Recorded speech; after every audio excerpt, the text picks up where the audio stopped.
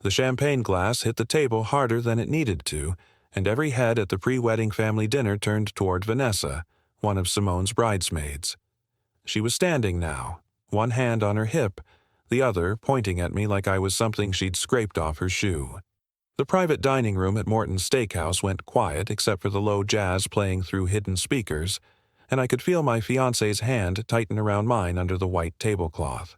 24 people watching, waiting, most of them from her side of the family, most of them already wondering what their precious Simone was doing with someone like me.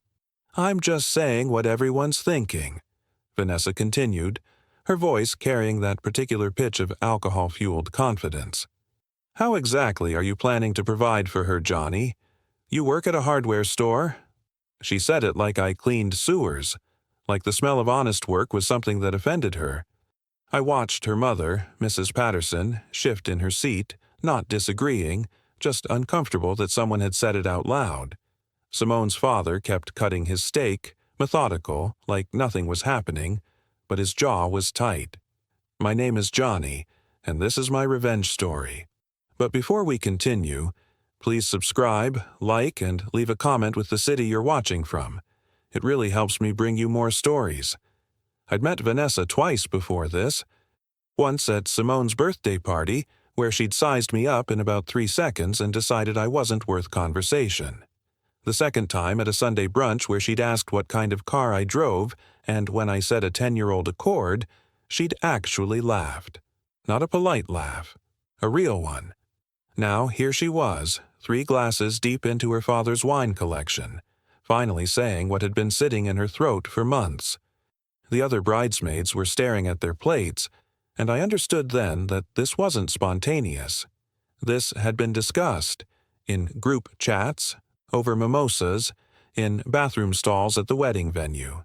"Vanessa, that's enough," Simone said, but her voice was small, apologetic, like she was the one who'd done something wrong. That hurt worse than anything Vanessa could say. I'd known Simone since community college, back when she was still trying to figure out if she wanted to be a teacher or go into her father's real estate business. Back before the money started flowing and her circle changed and suddenly I was the boyfriend who didn't quite fit at the country club events. I'd watched her become someone who apologized for me instead of defending me, and I'd told myself it was temporary, that love would be enough. I looked around the table at faces I'd tried to win over for 2 years. Her uncle who'd asked me about my credit score at Thanksgiving. Her cousin who'd suggested, very kindly, that maybe I should consider going back to school for something more lucrative. Her grandmother who'd never learned my name and just called me the young man. I'd smiled through it all, thinking if I just proved myself worthy, if I worked hard enough and loved Simone enough, they'd eventually see me as something other than a mistake she was making. Sitting there with Vanessa's words hanging in the air like smoke, I realized how stupid I'd been. The folder was in my car. I'd brought it thinking maybe I'd show Simone later, privately, as a wedding gift, a surprise to prove I was more than what her family saw. But Vanessa had just changed those plans. I stood up slowly, feeling everyone's eyes on me, and I could tell they expected me to leave, to walk out humiliated, to prove them right about who I was and what I deserved. Instead, I smiled at Vanessa, the kind of smile that doesn't reach your eyes, and I excused myself to the parking lot. The December air hit my face like a slap, and I stood by my car for a full minute, keys in hand, deciding. I could drive away and never come back. I could let Simone have her family and her perfect life without the weight of me pulling her down.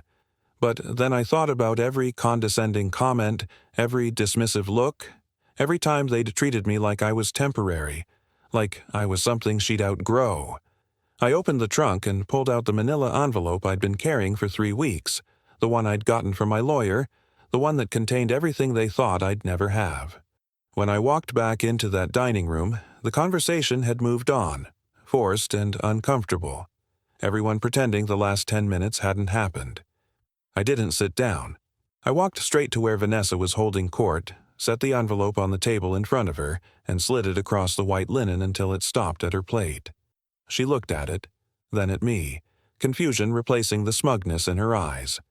I didn't say anything.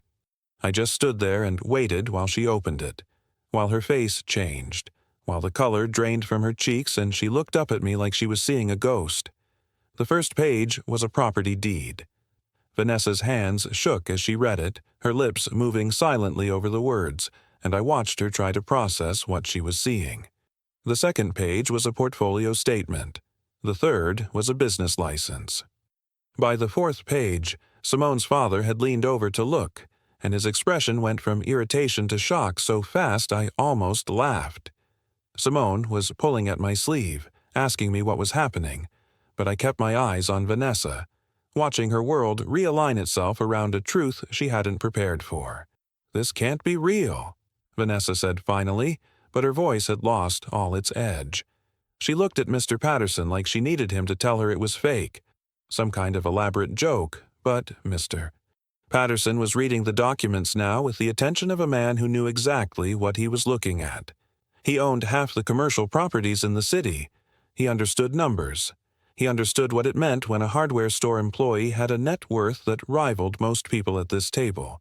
What they didn't understand was how. I'd started buying foreclosed properties when I was 19.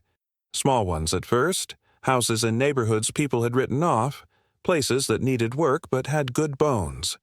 I'd learned plumbing and electrical from YouTube and from old-timers at the hardware store who remembered when men fixed things instead of replaced them. I'd spent weekends patching roofs and replacing water heaters while my college friends were at parties. By 23, I owned 4 rental properties. By 26, I had 12. By 28, I had a portfolio worth over $2 million and a passive income that exceeded what her father made in a good year. The reason I worked at the hardware store was simple. I liked it. I liked talking to people about their projects, helping a young couple pick out paint for their first apartment, explaining the difference between drywall screws and wood screws to someone building their kid a treehouse. It grounded me, kept me connected to where I'd come from, reminded me that work had value beyond a paycheck. But I'd never told Simone the full scope of what I owned because she'd never asked. She'd seen the old car and the modest apartment, and she'd made assumptions, and I'd let her, waiting to see if she'd love me without knowing. "Where did you get this money?" "Mrs." Patterson's voice cut through the silence, sharp and accusing, like I must have stolen it or dealt drugs or done something criminal because men who look like me don't build wealth legally in her world. I'd expected this. I'd prepared for it. I pulled out my phone, opened my banking app, and handed it to her without a word. She scrolled through transaction histories, rental payments, property tax receipts, everything dated and documented and completely legitimate. Her face went tight. Simone had gone pale. She was looking at me like I was a stranger, like the man she'd been planning to marry had suddenly become someone she'd never met. I felt something crack in my chest watching her, seeing the confusion and hurt in her eyes, and I knew I'd made a mistake keeping this from her. But I'd had my reasons. I'd wanted to know she loved Johnny the hardware store clerk, not Johnny the real estate investor. I'd wanted to know she'd stand by me when her family looked down on me, that she'd choose me over their approval. Tonight, I'd gotten my answer. "Why didn't you tell me?" Simone's voice was barely a whisper. The whole table was listening now, utensils forgotten, meals going cold, everyone leaning in to hear what I'd say. I looked at her, at the woman I'd planned to spend my life with, and I told her the truth. I said I needed to know she loved me for who I was, not what I had. I said I needed to know she'd defend me to people like Vanessa instead of apologizing for my existence. I said I needed a partner who saw my worth before she saw my bank account. The silence that followed was worse than Vanessa's insult. Simone's eyes filled with tears, but she didn't argue, didn't defend herself because we both knew I was right. She'd let her family treat me like I was beneath them. She'd laughed nervously when her uncle made jokes about me not being able to afford the wedding she wanted. She'd suggested maybe we should wait, maybe I should get a better job first, maybe we should be practical. She'd never once asked me what I wanted, what I'd built, what I was capable of. She'd just assumed. I took my phone back from Mrs. Patterson and returned it to my pocket, letting the weight of the revelation settle over the room like snow. Vanessa was still holding the documents, reading them over and over like they might change if she stared hard enough. Simone's father had leaned back in his chair, reassessing me with eyes that suddenly saw dollar signs instead of a liability. That look disgusted me more than the contempt had. At least the contempt had been honest. "Johnny," Mr. Patterson started, his voice taking on a warmth it had never held before. "I think we may have gotten off on the wrong foot. I had no idea you were such an astute businessman." He was smiling now, extending his hand across the table like we were colleagues, like he hadn't spent 2 years treating me like hired help at family gatherings. I looked at his hand, at the Rolex on his wrist, at the gold wedding band that matched the one his wife wore, and I didn't move. The refusal hung there between us. His smile faltered, then faded entirely, and his hand slowly withdrew. I saw his jaw clench, that flash of anger that powerful men get when someone doesn't play their game correctly. But he couldn't say anything. Not now, not with everyone watching, not when he'd just discovered I had more money than he'd assumed and treating me poorly could cost him a connection. The calculation was visible on his face and it made my stomach turn. I'd grown up in a neighborhood where Mr. Patterson wouldn't drive through with his doors unlocked. My mother had cleaned houses for families like the Pattersons, coming home with her knees aching and her hands raw from chemicals, and she'd never complained because that work fed me and my sister and kept a roof over our heads. She'd taught me that dignity wasn't about what you owned, but how you carried yourself. She'd taught me that respect wasn't something you begged for or bought. It was something you commanded through your character. She'd died 3 years ago, never knowing I'd become the kind of man who could buy and sell the houses she used to clean. "I think we should go," Simone said quietly, gathering her purse, her face flushed with embarrassment. She wouldn't look at me, wouldn't look at anyone, and I realized she wasn't embarrassed for herself or her family. She was embarrassed of me. Even now, even knowing what I'd built, she couldn't stand the scene I'd made, the way I'd refused her father's hand, the way I'd disrupted the careful social order they'd all agreed upon. She wanted me to be grateful for their sudden acceptance, to forget the insults and fall in line. "You go ahead," I said. "I'll get the check." It was petty, but I wanted them to sit there while I paid for their $100 steaks and their expensive wine, while I covered the cost of the private dining room they'd chosen specifically to impress people they'd never see again. I wanted them to know I could afford every bit of the life they'd assumed I couldn't provide. Simone stood there for a moment, uncertain, and I could see her weighing her options, deciding whether to stay with me or leave with her family. She chose them. She always had. I watched her gather her things and follow her mother toward the exit, whispering apologies I couldn't hear, probably promising this would all be sorted out, probably assuring them she'd had no idea. Vanessa followed, still clutching my documents like they were evidence in a trial, and the bridesmaids scattered after her like birds. The men stayed seated, the uncle and cousin and Mr. Patterson's business partner, all of them looking at me with a new species of respect that felt hollow and transactional. "Those properties in the Johnson Park area," Mr. Patterson said, as if we were in the middle of a normal conversation. "I'd heard someone was buying them up. That was you." I didn't answer.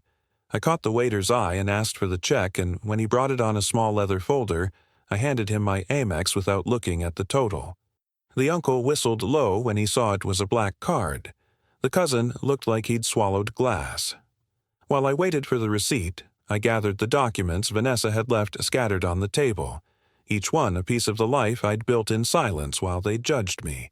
Property deeds for 18 units across 3 neighborhoods, business licenses for 2 LLCs I'd formed to manage the properties.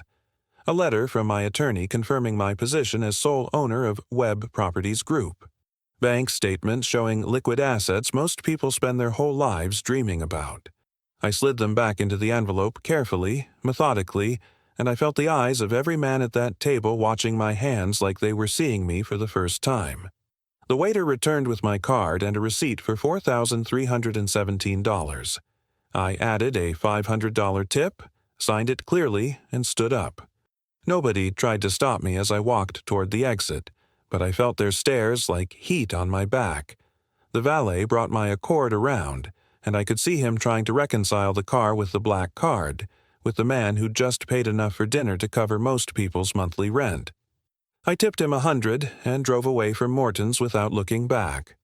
My apartment was in a building I'd bought 4 years ago, a modest 3-story walk-up in a neighborhood that was quietly gentrifying.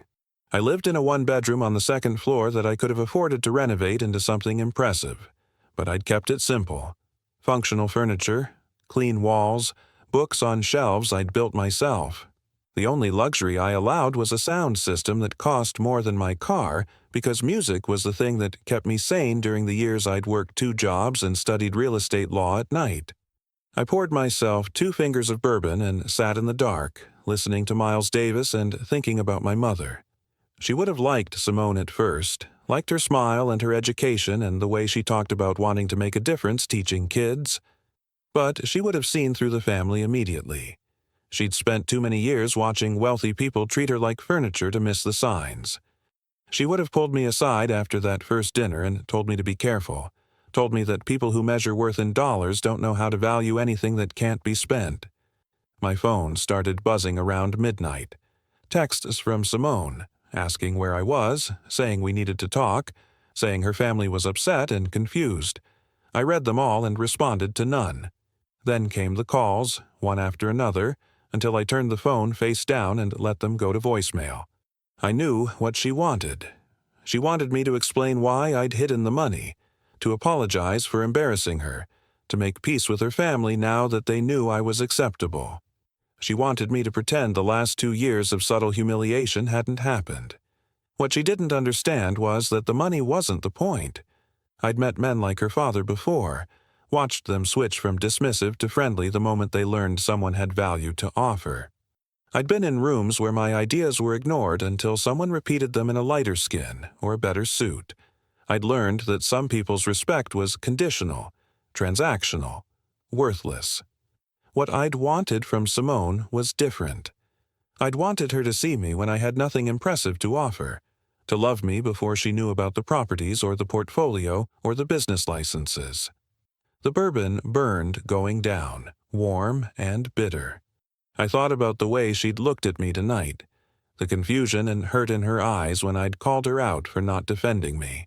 Part of me wanted to call her back, to explain everything, to tell her about the plan I'd had to surprise her with a house I'd bought in her favorite neighborhood, fully renovated, ready to move into after the wedding. But that plan had been built on a foundation that didn't exist. I'd imagined her loving me, regardless of what I could provide. Instead, she'd been apologizing for what she thought I couldn't. Around 2 a.m, Vanessa posted on social media. I only knew because my sister called me, laughing so hard she could barely speak. "You broke the internet," she said. Apparently, Vanessa had written a long post about misjudging people and learning lessons about assumptions, the kind of performative self-reflection that people do when they've been caught being terrible. The comments were full of people asking what had happened, and someone had already screenshot the post and shared it in several wedding-shaming groups. My sister said I was a legend. I felt empty. I didn't sleep. I watched the sun come up over the city, turning the buildings from black to gray to gold, and I thought about the choices that had led me here. I could have told Simone the truth from the beginning. I could have shown up to meet her parents in a better car, dressed in the kind of clothes that signal money. I could have played their game and won their approval before they had a chance to judge me. But I'd wanted something real, something earned, something that wasn't contingent on my ability to impress them. I'd wanted to be loved for who I was underneath everything else. The irony wasn't lost on me. I'd built wealth to create security, to never be vulnerable the way my mother had been, dependent on jobs she hated and people who didn't value her. But in hiding that wealth, I'd made myself vulnerable in a different way. I'd opened myself up to exactly the kind of judgment and dismissal I'd worked so hard to avoid. And when the moment came to defend myself, I'd done it with the very thing I'd wanted not to matter.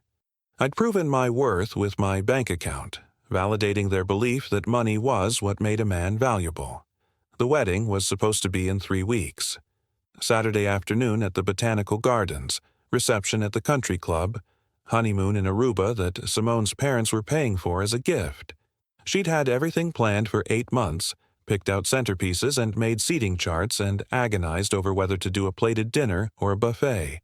I'd gone along with all of it, happy to let her have the wedding she wanted, knowing I could afford whatever she chose but letting her parents fund it because that made them feel important. Now, all of that was hanging in question.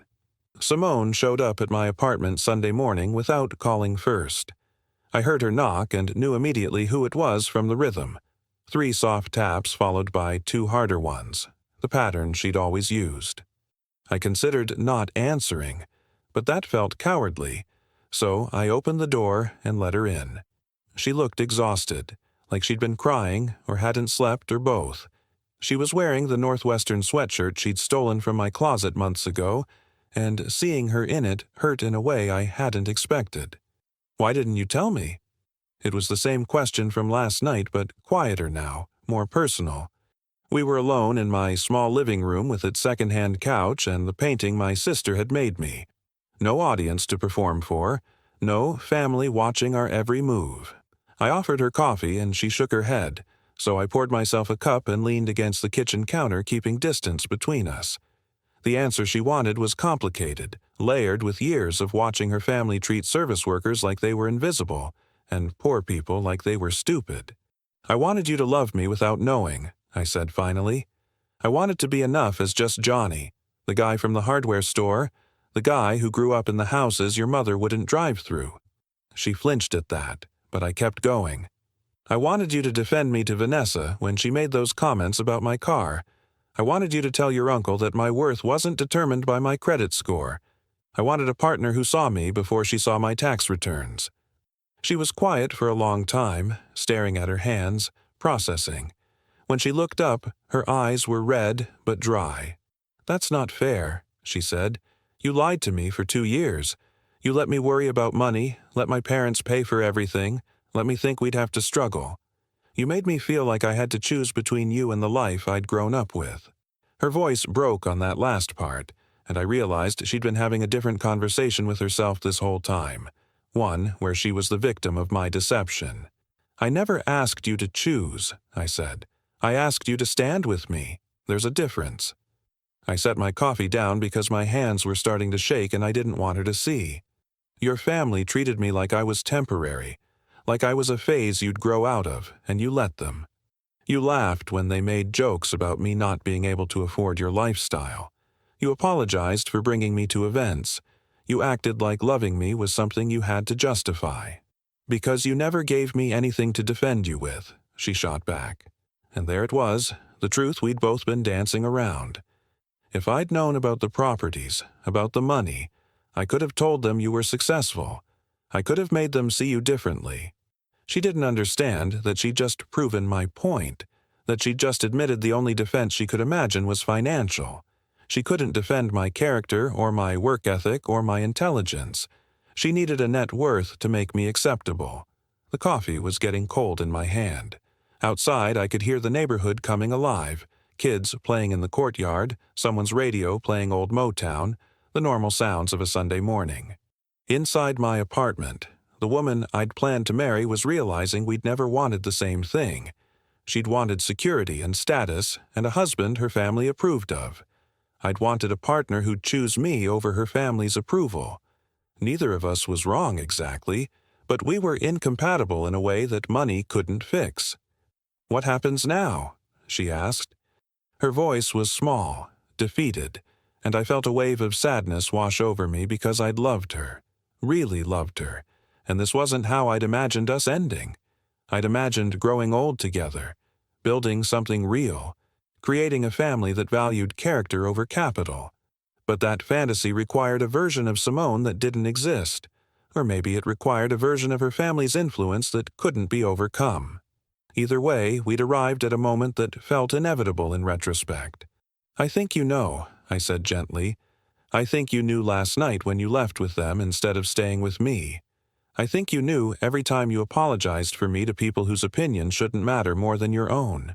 She started crying then, really crying, and I wanted to go to her, but I didn't. I stayed where I was, giving her space to feel what she needed to feel, knowing that comfort from me would only make this harder. She left an hour later, taking the sweatshirt with her, and I stood in my apartment feeling like I'd just survived something that should have killed me, but didn't. The silence was different now, heavier, filled with the absence of future plans. No wedding, no honeymoon, no lifetime of compromise with people who'd only learned my value when they saw my portfolio. Just me and the choices I'd made, and the question of whether I'd been right or just stubborn. My phone rang. My sister, Keisha, calling to check on me because she always knew when I needed her. "You okay?" she asked, and I told her the truth, that I didn't know yet, but I would be. She'd never liked Simone's family, had told me after meeting them the first time that they had the kind of polite racism that was harder to fight than the obvious kind. She'd seen how they complimented her natural hair while touching it without permission, how they'd asked her where she was really from, even though she'd been born in Chicago, same as them. "You did the right thing," she said. "Mama would be proud." That made my throat tight because I wasn't sure if it was true. My mother had believed in love above all else, had stayed with my father through poverty and struggle and his eventual death from diabetes he couldn't afford to manage properly. She'd believed that real love meant choosing someone every day regardless of circumstances. But she'd also had a spine of steel and a low tolerance for disrespect. She'd taught me to value myself, to never accept less than I deserved, to walk away from anything that made me smaller. Keisha invited me over for Sunday dinner, said her husband Marcus was smoking ribs and the kids wanted to see me. I almost declined, wanting to sit in my solitude and process everything. But then I remembered that isolation wasn't strength and family was the only real wealth that mattered. So I showered and changed and drove to their house in the suburbs, the house I'd helped them buy by co-signing the mortgage when Marcus's credit wasn't quite good enough and their savings was just shy of the down payment. Their neighborhood was the kind Simone's parents thought they'd pioneered. Black families with good jobs and well-maintained lawns, and kids who went to schools that actually had funding. Marcus greeted me at the door with a beer and a knowing look. Didn't ask questions, just pulled me into a hug that lasted longer than usual. The kids tackled me in the hallway, my nephew Troy and my niece Jasmine, both talking over each other about school and basketball and some drama with a teacher that I couldn't quite follow. Sitting in their backyard while Marcus tended the smoker and the kids played on the swing set, I felt something loosen in my chest. Keisha brought out potato salad and cornbread and all the sides that made a meal feel like home. We didn't talk about Simone or the wedding or what had happened. We talked about everything else. About Marcus's promotion at work, about Troy's science fair project, about Jasmine's upcoming dance recital, about the new tenant I'd just placed in the duplex on Ashland Avenue. Normal life. Real life. "You know what I never understood," Marcus said, flipping ribs with the precision of a surgeon, "is why you kept working at that hardware store. You got more money than sense, and you're still there 5 days a week helping people pick out screws." It wasn't judgmental, just curious, and I appreciated that about Marcus. He never pretended to understand everything, but he always tried. "Same reason you still coach Little League even though you work 60 hours a week," I said. "It's not about the money. It's about being useful, about knowing something and sharing it, about seeing someone figure out how to fix their own problem instead of calling someone else to do it." Marcus nodded, getting it immediately because he was the kind of man who understood that purpose wasn't always profitable, but it was always valuable. The ribs were perfect, falling off the bone, seasoned with Marcus's secret rub that he'd learned from his grandfather. We ate until we couldn't move, and then the kids brought out a board game that had too many rules and took forever to play. I watched Keisha and Marcus interact with the ease of people who'd been together long enough to communicate in looks and small gestures, and I felt the weight of what I'd lost with Simone. Not her specifically, but the possibility of building that kind of partnership. Monday morning, I showed up at the hardware store like nothing had changed, because in the ways that mattered to me, nothing had. I clocked in at 7, put on my red vest, and started my opening routine. Checking inventory, straightening shelves, making sure the key-cutting machine was calibrated. My manager, Pete, was a 60-year-old white guy from Wisconsin who'd worked retail his whole life and never treated me like anything other than someone who knew his business and showed up on time. "Heard you had quite the weekend," Pete said around 9 after the morning rush had settled. I looked at him, surprised, and he shrugged. "My daughter follows that Vanessa girl on Instagram. Said you made quite the impression at some fancy dinner." He was smiling, not mocking, just amused. "Never figured you for money, but I never figured you for broke either. You carry yourself different than most folks." I asked him what he meant by that, and he got thoughtful, the way he did when someone asked him about the difference between wood stains. Most people who work retail, you can see they're defeated by it, like the job is beneath them or temporary. You never had that look. You came in every day like you wanted to be here, like you were learning something. Made me think you had something else going on, though I figured maybe it was school or a side business, not a whole real estate empire. The conversation felt surreal, standing in aisle 7 surrounded by paint supplies while my manager casually acknowledged that my private life had become public knowledge. I told him I appreciated the discretion, that I hoped it wouldn't change how we worked together. He laughed at that, a short bark of sound. "Son, I've been managing retail for 40 years. I've worked with convicted felons and trust fund kids slumming it for their resume. Long as you show up and do the work, I don't care if you own half the city." A customer interrupted us, an older black woman looking for a specific type of hinge for a cabinet door. I spent 20 minutes with her, finding exactly what she needed and showing her how to install it herself. She reminded me of my mother, that same determination to fix things herself rather than pay someone, that same pride in her handiwork. When she thanked me, she meant it, and that feeling was worth more than any amount of money Simone's family could have offered me with their sudden approval. Around lunch, Simone's father walked in. I saw him before he saw me, watched him scan the store like he was entering foreign territory, clearly uncomfortable in his tailored suit among the paint-splattered contractors and DIY enthusiasts. He found me restocking drill bits and approached with the kind of careful casualness that meant he'd rehearsed this conversation. I kept working, didn't stop to acknowledge him, made him wait while I finished counting inventory. "Johnny," he said finally when I'd made him stand there long enough. "I was hoping we could talk." I told him I was working, that my break wasn't for another hour, but he could wait if he wanted. His jaw tightened at that. Not used to being made to wait, not used to operating on someone else's schedule. But he nodded and stepped aside, and I watched him out of the corner of my eye while he pretended to browse the tool section, clearly out of his element. When my break finally came, we went outside to the loading area where employees took their smoke breaks. I didn't smoke, but I leaned against the brick wall, letting him stand in his expensive shoes on concrete dusted with sawdust. He started with an apology, the kind that was more about managing the situation than actual remorse. Said his family had misjudged me, that they'd been concerned for Simone's future, that they understood now they'd been wrong. Every word was calculated, delivered with the smooth confidence of a man used to negotiating his way out of mistakes. "What do you want, mister?" "Patterson?" I asked, cutting through the performance. He looked startled, then annoyed, then resigned. "I want to make this right," he said. "Simone is devastated.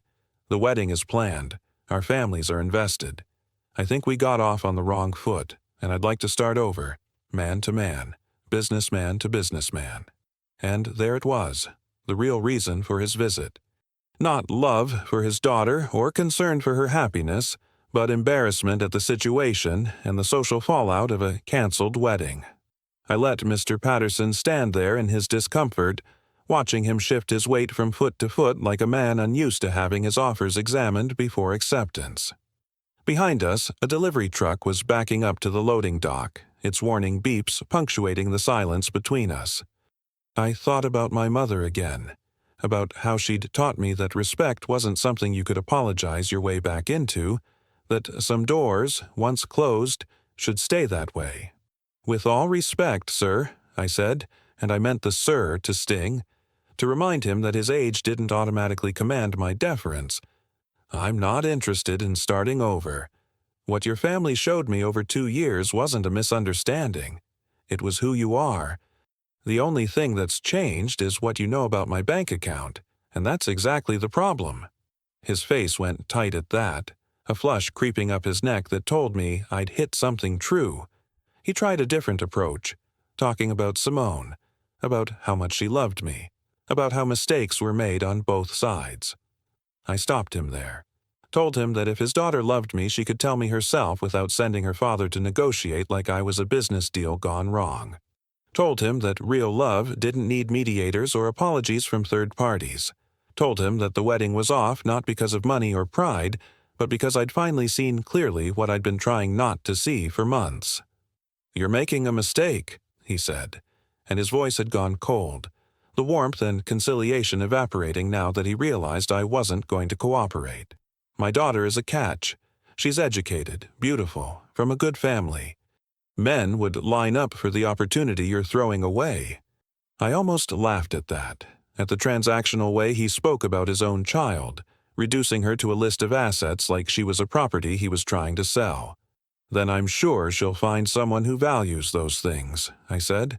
"Someone who needs your approval more than he needs his dignity. Someone who'll be grateful that you're willing to overlook his background now that you know he has money. That's not me." My break was over. I pushed off the wall and headed back toward the store entrance, leaving him standing there in the loading area. He called after me, something about being reasonable, about thinking this through, but I didn't turn around. Pete was waiting for me inside, didn't ask questions, just handed me a work order for a special lumber cut. I spent the rest of my shift focused on work, on measurements and angles and the satisfaction of clean cuts. When customers asked for help, I gave it. When the phone rang, I answered it. Normal, honest work that had nothing to do with net worth or family drama or canceled weddings. By the time I clocked out at 4, I felt more centered than I had in days. The next morning, Vanessa showed up. I was pricing new inventory when I saw her walk through the door, looking around the store like she'd entered a foreign country. She was dressed down from the pre-wedding family dinner, jeans and a sweater, but still overdressed for a hardware store on a Tuesday morning. I considered hiding in the back until she left, but that felt cowardly. So I stayed where I was and let her find me. "I owe you an apology," she said when she reached me. No preamble, no small talk. Her voice was different than it had been at the dinner, smaller, less certain. "What I said about you was wrong. It was cruel and classist, and I'm ashamed of myself." She'd practiced this, I could tell, probably rehearsed it multiple times in her car before coming in. The words were right, but they felt hollow, performed for an audience that wasn't there. I set down my pricing gun and looked at her directly. "Why are you really here, Vanessa?" She blinked at that, thrown off her script. "I told you. To apologize." I shook my head. "No, you're here because Simone asked you to come, or because you're embarrassed about the Instagram post, or because you need to feel better about yourself. But you're not here because you actually understand what you did wrong or why it matters." She bristled at that, defensive, and I saw the real Vanessa peek through the apologetic mask.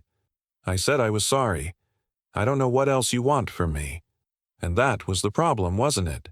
She thought sorry was a magic word that erased impact, that intention mattered more than harm, that her discomfort with the situation was the real injury. She didn't understand that you can't unring a bell, that some words, once spoken, change the shape of relationships permanently. "I don't want anything from you," I said honestly. "I want you to go back to your life and your friends and your worldview where people like me are invisible until we're useful. I want you to leave me alone. And I want you to tell Simone that sending proxies to apologize isn't the same as having a conversation herself." Vanessa's face flushed red, anger and embarrassment mixing together, and she opened her mouth to say something cutting, but stopped herself. She left without another word, and I watched her go, wondering if she'd learned anything or if she'd just add this to her list of times she'd been wronged by people who didn't appreciate her efforts. Pete appeared beside me, having watched the whole exchange. "You're handling this well," he said. "Most people would be milking the drama." I told him I was tired of drama, tired of performance, tired of everything except the simple act of showing up and doing work that mattered. Wednesday brought a registered letter from a law firm I didn't recognize.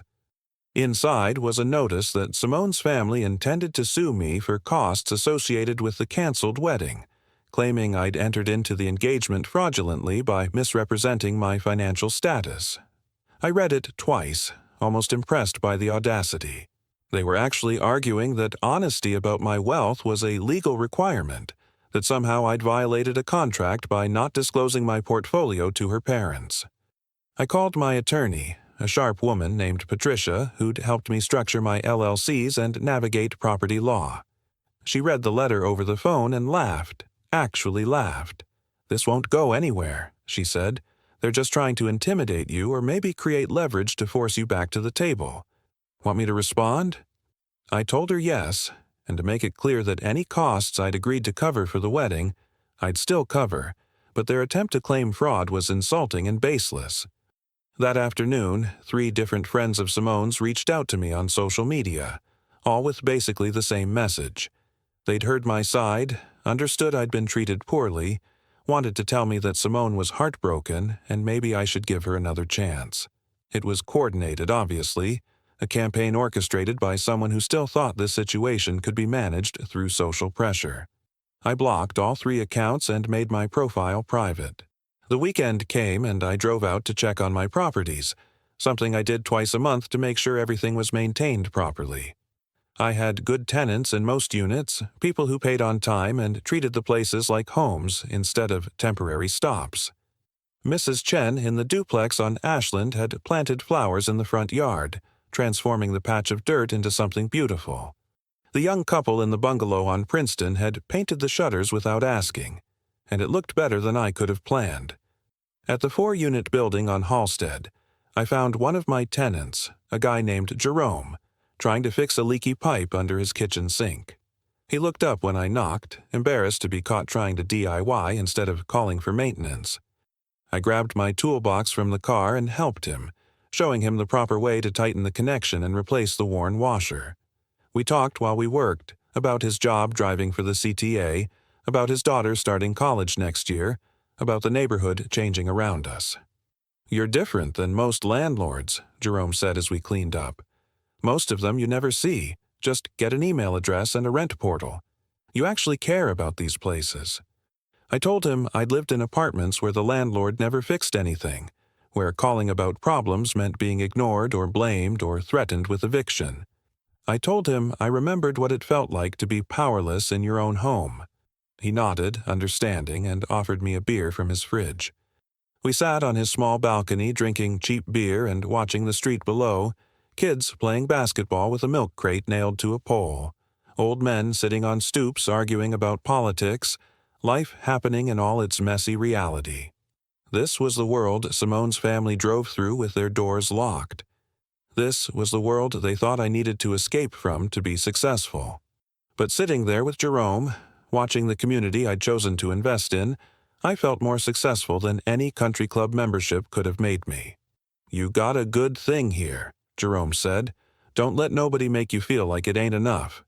He didn't know about the canceled wedding or the family drama or any of it, but somehow he'd said exactly what I needed to hear. I finished my beer and thanked him, told him to call me directly if anything else broke, and headed back to my car feeling lighter than I had in weeks. 2 weeks passed without contact from Simone, and I started to believe maybe it was really over, that she'd accepted the end and moved on. I focused on work, on my properties, on helping Keisha and Marcus with some renovations to their kitchen. Life settled into a rhythm that felt sustainable, even peaceful. Then she showed up at the hardware store on a Thursday evening, 20 minutes before closing, and I knew from her face that something had changed. She waited until the last customer left and Pete had retreated to the back office to count the registers. We stood in aisle 12, surrounded by plumbing supplies, and the fluorescent lights made her look tired and older somehow. "I broke it off with them," she said without preamble. "My family. I told them if they couldn't accept you, they couldn't be part of my life. I told my mother her lawsuit was despicable. I told my father that his money doesn't give him the right to judge people. I told Vanessa to delete every single social media post about us or I'd never speak to her again. I wanted to feel triumphant or vindicated, but mostly I felt sad. "Simone," I started, but she held up her hand. "Let me finish. You were right about everything. I did let them treat you badly. I did apologize for you instead of defending you. I did measure your worth by what they could see instead of who you actually are.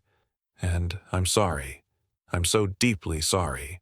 Tears were streaming down her face now, and every instinct I had told me to comfort her, but I stayed where I was. "The thing is," she continued, "I didn't realize how much of their voice was in my head, how much I'd internalized their values and their judgments. It took losing you to see it clearly.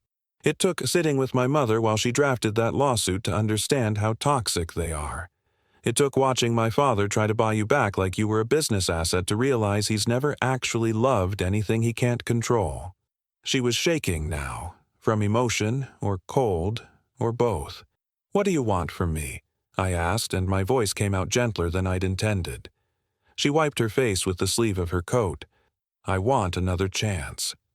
I want to start over, knowing everything this time. I want to prove that I can be the partner you needed me to be. I want to choose you over them, explicitly and permanently, the way I should have from the beginning." It was a good speech, probably honest, definitely from the heart. But speeches didn't change history. "You broke up with your family because of what they did to me," I said carefully.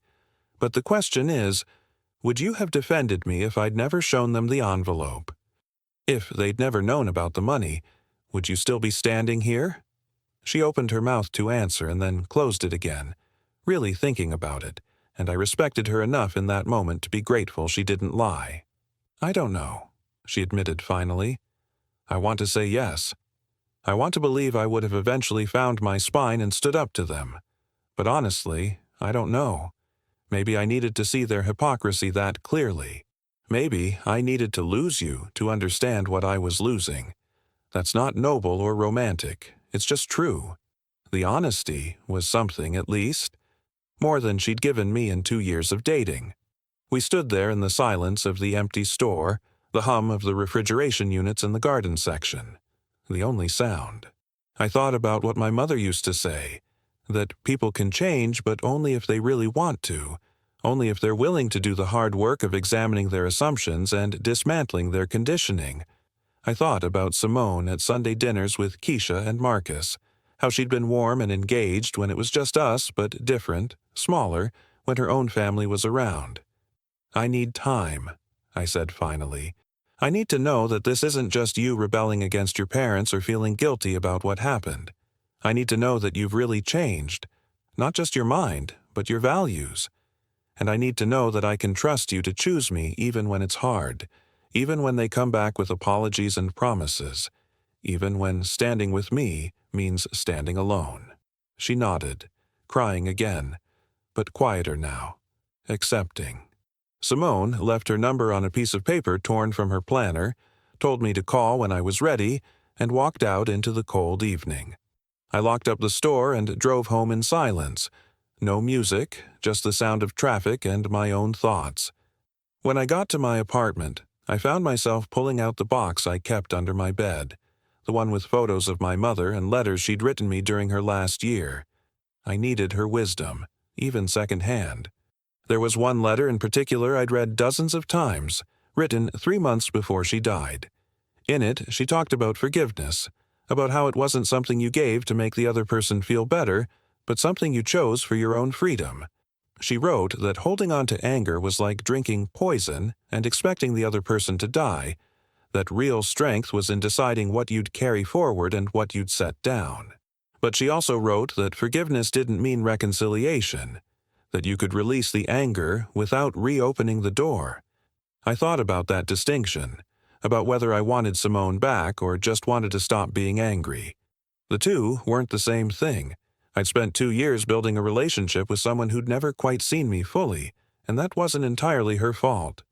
I'd hidden parts of myself, tested her without telling her there was a test, set standards I'd never explicitly communicated, but she'd also failed tests I shouldn't have needed to design, choosing comfort over courage, approval over authenticity.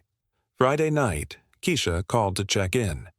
Marcus told me Simone came by his job today, she said, trying to get him to talk to you on her behalf. I closed my eyes, frustrated but not surprised. What did he say? Keisha laughed. He told her that your relationships are your business and he's not getting in the middle. Then he asked her how it felt to finally see her family clearly. She apparently cried in the parking lot for 20 minutes. Am I being too hard on her? I asked, and Keisha was quiet for a moment. I don't think there's such a thing as too hard when it comes to who you marry. This is forever, Johnny. This is who you wake up next to when things get bad. This is who raises your kids and makes decisions about your life and represents you when you can't speak for yourself. You need someone who'll fight for you, not someone who has to learn to fight for you after they've already hurt you. She was right, and I knew it, but knowing didn't make the decision easier. I'd loved Simone, really loved her, and walking away from that wasn't simple even when it was necessary. Tell me about Mama, I said, changing the subject. Tell me about when she decided to marry Daddy. Keisha understood what I was asking, why I needed that story right now. She told me once, Keisha said, that she knew Daddy was the one because he saw her when she was invisible. She was working 2 jobs, putting herself through nursing school, and everyone in her life treated her like she was temporary. People at the diner where she waited tables called her Sweetheart because they couldn't be bothered to learn her name. Professors at school talked over her in class, but Daddy saw her. He listened when she talked. He remembered things she'd mentioned weeks ago. He made her feel like she mattered, not because of what she could do for him, but just because she existed. That story settled something in me, crystallized the question I'd been asking. Had Simone ever really seen me, or had she seen a version of me that fit into her life? Had she loved Johnny or loved the idea of dating someone different from her usual type? Someone authentic and working class and safely temporary until she settled down with someone appropriate? I wanted to believe she'd loved me truly, but evidence suggested otherwise. Saturday morning, I went to the gym and ran until my legs burned and my mind went quiet. Then I showered and drove to the botanical gardens where the wedding was supposed to have happened.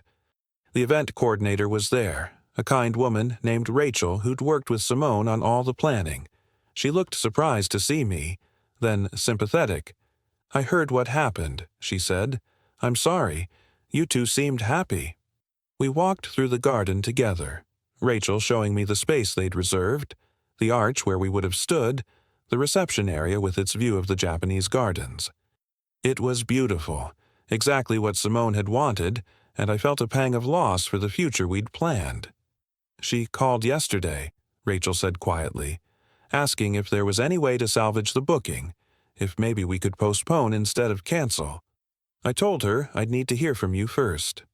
I stood at the spot where I would have waited for her to walk down the aisle, imagining that moment, trying to feel whether it was something I still wanted or just something I'd gotten used to wanting. The gardens were peaceful, birds quiet in the winter air, the beds still bare. I thought about growth and seasons and how sometimes things have to die completely before something new can grow. Cancel it, I told Rachel. Refund whatever you can to her parents. I'll cover the cancellation fees. She nodded, no judgment, just professional acceptance.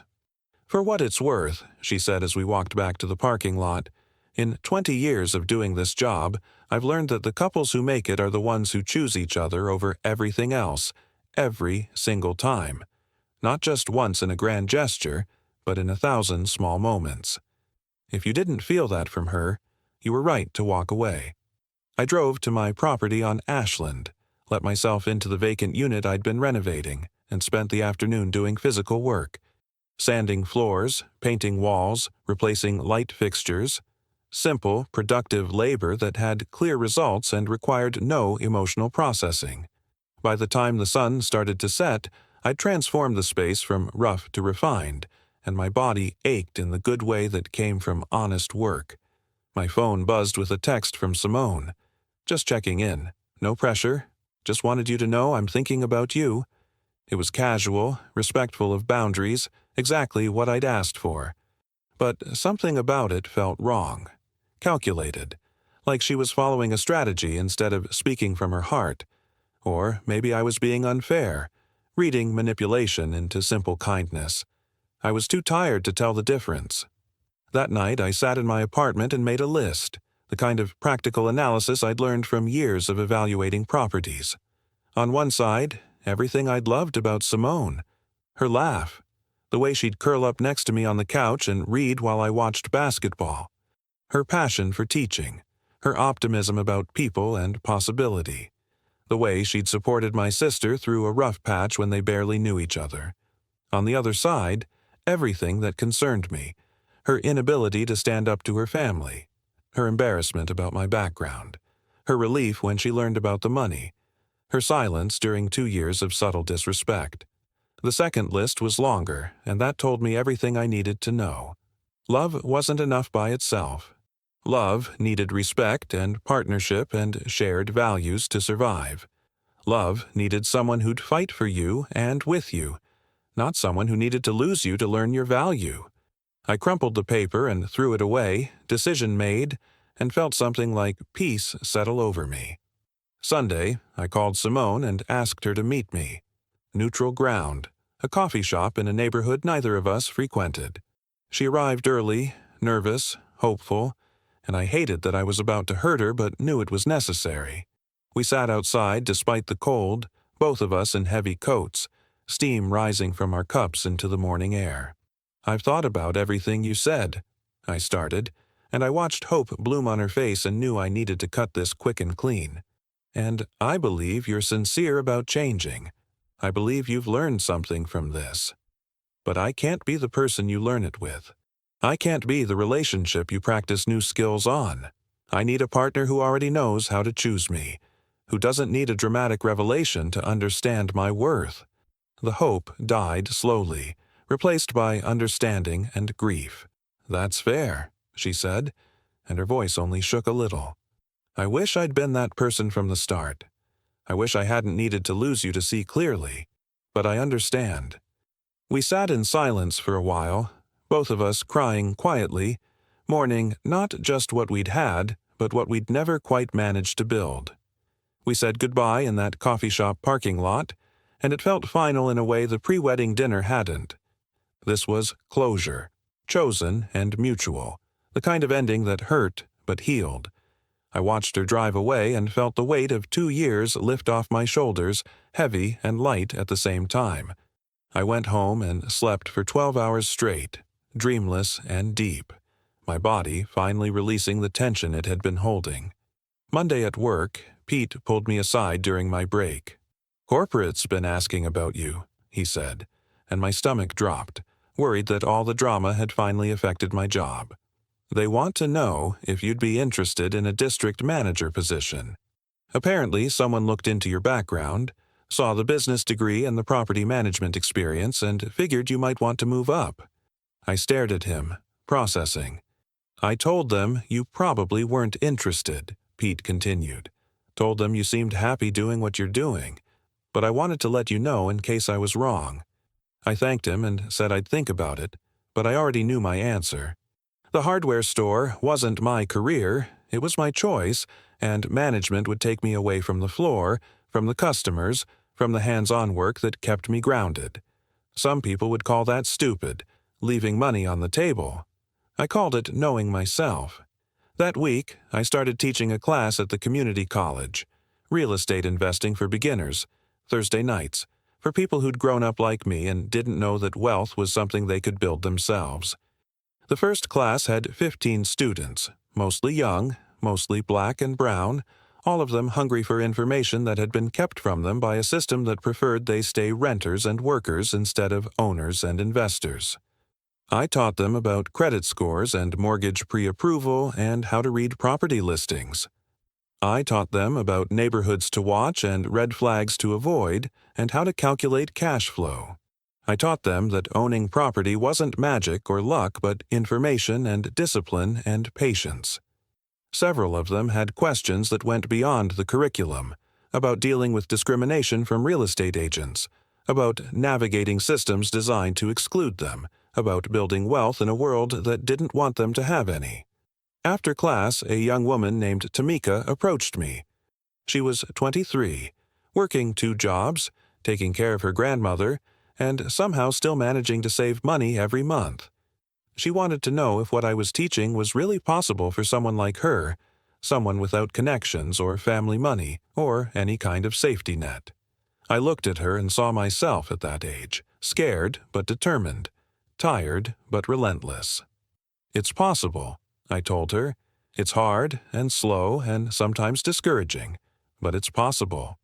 I started with a foreclosure that needed so much work the inspector laughed when I said I was buying it. I spent 6 months renovating it myself, watching YouTube videos and asking questions at hardware stores. I made mistakes that cost me money and time, but I finished it and rented it and used that income to buy the next one. It took years. It's still taking years. But every property is proof that it works. She wrote down her number and asked if I'd be willing to mentor her, to look at properties with her and teach her what to watch for. I said yes without hesitation, remembering all the people who'd helped me along the way, the old contractor who'd taught me about foundations, the property manager who'd shown me her systems, the attorney who'd explained LLC structures. We build wealth together, or we don't build it at all. Walking to my car after class, I felt a purpose settle into my bones. This was the life I wanted to build. Teaching and learning, working and creating, investing in communities and people instead of extracting value from them. This was success, not the country club wedding, or the family approval, or the social status that came with marrying into money. This was real, sustainable, meaningful in ways that lasted. 3 months after the canceled wedding, I got a message from an unknown number. It was Vanessa, apologizing again, but differently this time. She'd enrolled in a diversity and inclusion program at her company, she said, and the training had made her confront her biases in ways that were uncomfortable but necessary. She wasn't asking for forgiveness or friendship, just wanted me to know she was trying to do better. I appreciated that, the acknowledgement without the demand for absolution. Simone got engaged 6 months later to someone from her father's firm, a guy who looked right on paper and probably made her family happy. I heard about it through social media, saw the photos of her smiling in front of the same botanical gardens where we'd almost gotten married.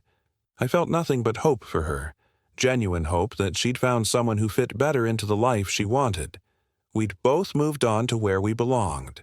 My teaching expanded to 3 classes a semester, and I started a mentorship program that paired experienced investors with people just starting out. Tamika bought her first property, a small condo that needed cosmetic work but had good bones and strong rental potential. She cried when she called to tell me about closing, and I understood that feeling, that mixture of terror and pride and disbelief that came with owning something no one could take from you. The hardware store promoted me anyway, not to management but to specialist, a position they created specifically for me. I'd train new employees and run weekend workshops on home repair and serve as the go-to person for complicated projects. It came with a raise I didn't need, but appreciated for what it represented. Recognition, respect, value that had nothing to do with my portfolio and everything to do with my skill and commitment. Keisha had another baby, a son they named after our father. I was there for the birth, holding Marcus's hand while he held Keisha's, all of us crying when we heard that first cry. Later, holding my nephew in the hospital room, I felt the full weight of family and legacy and what it meant to build something that lasted. This was wealth, real wealth, the kind that compounded across generations not in dollars but in love and support and opportunity. I bought the building next to my apartment and converted it into affordable housing units, prioritizing applicants who'd been displaced by gentrification or were aging out of foster care or were escaping domestic situations. It wasn't charity, it was still a business, but I structured the rents to be sustainable and provided support services that helped people stabilize their lives. Every tenant who moved from my building into home ownership felt like validation that the model worked. One afternoon at the hardware store, helping a young couple pick out supplies for their first renovation project, I saw them looking at each other with that mixture of excitement and terror that comes with taking on something bigger than yourself. They reminded me of who I'd been, ambitious and uncertain, working with what I had instead of waiting for perfect conditions. I spent an extra hour with them, teaching them more than they'd asked to know, investing in their success because that's what community meant. That evening, closing up the store, Pete asked me if I was happy. It was an unusual question from him, direct and personal in a way we usually avoided. I thought about it, really thought about it, and realized I was. Not happy in the fairy tale sense, not living some perfect life without problems or disappointments, but happy in the real sense, the deep sense, the sense that came from knowing who you were and living accordingly, happy in a way that didn't depend on anyone else's approval or validation. I thought about the pre-wedding dinner, about Vanessa's sneer and the envelope and the moment everything changed. I thought about how close I'd come to accepting a life that would have slowly killed something essential in me, how I'd almost chosen love over self-respect because I'd been taught that compromise was what good men did. I thought about my mother and what she'd taught me about dignity, about walking away from anything that made you smaller, about knowing your worth regardless of who could see it. The properties I owned had appreciated significantly, my portfolio worth more than I'd imagined when I started. But that number didn't define me any more than working at a hardware store diminished me. I was Johnny Webb, son of a woman who'd cleaned houses and a man who'd died too young, brother to Keisha, uncle to 3 beautiful kids, teacher to students hungry for knowledge, landlord to people building their lives, mentor to those coming up behind me. I was a man who'd been humiliated at his own pre-wedding dinner and had responded not with violence or cruelty, but with quiet truth. I locked the store and walked to my car through the parking lot, the spring evening warm and full of possibility. Tomorrow, I'd teach another class. I'd check on my properties. I'd help customers at the store. I'd live the life I'd built, brick by brick, choice by choice, year by patient year. The life where success meant something deeper than wealth, where love required more than feeling, where respect was earned through character instead of purchased with money. And I was exactly where I needed to be. Now I want to hear from you. What would you have done in Johnny's place? Leave your comment like this video, and don't forget to subscribe. And if you want another powerful story, click on the video appearing to your left.